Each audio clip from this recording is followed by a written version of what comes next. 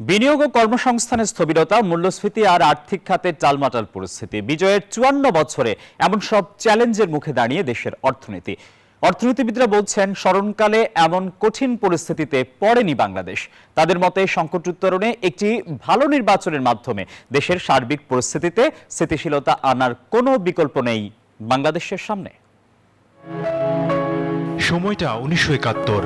সদ্য জন্ম নেয়া যুদ্ধবিধ্বস্ত এক রাষ্ট্র, যে রাষ্ট্রের ৭০% মানুষের বাস দারিদ্র্য সীমার নিচে।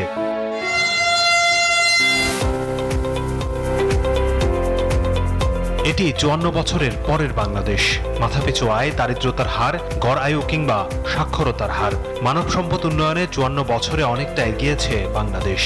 কৃষি আধুনিকায়ন, যোগাযোগ অবকাঠামো, আর্থসামাজিক উন্নয়ন, এ যেন এক বদলে যাওয়া বাংলাদেশ।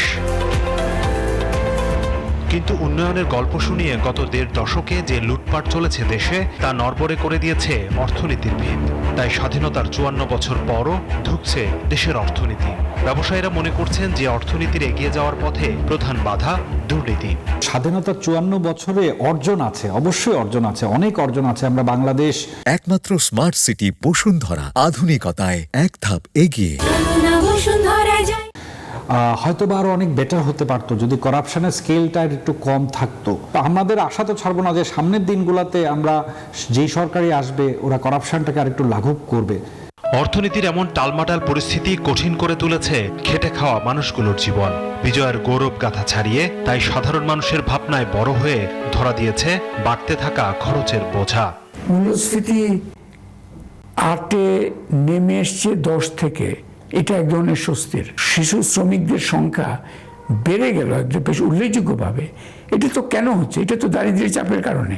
শুধু মূল্যস্ফীতিই নয়, কমতে থাকা রপ্তানি, বিনিয়োগ আর কর্মসংস্থানে খরা, সব মিলিয়ে অনেকটা স্থবিরতা চলছে অর্থনীতিতে। বিশ্লেষকরা বলছেন, রাজনৈতিক অনিশ্চয়তা ঘনীভূত করছে অর্থনীতির সংকটকেও, যার আপাত সমাধান তারা দেখছেন একটি সুষ্ঠু নির্বাচনে। রাজনৈতিক অনিশ্চয়তাটা অর্থনৈতিক বিভিন্ন প্রবৃদ্ধির সংশ্লিষ্ট বিষয়াদিকে প্রভাবিত করছে। সেহেতু রাজনীতিতে আমার এখন একটা নিশ্চয়তা ফেরাতে হলে একটা সুষ্ঠু নির্বাচন দরকার করবে।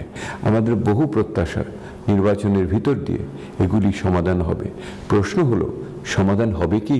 দেশের অর্থনীতির স্বার্থে রাজনৈতিক দলগুলোকে দায়িত্বশীল আচরণে তাগিদ দিচ্ছেন ব্যবসায়ী এবং অর্থনীতি বিশ্লেষকরা। হোসাইন শাহাদাত, নিউজ 24, ঢাকা।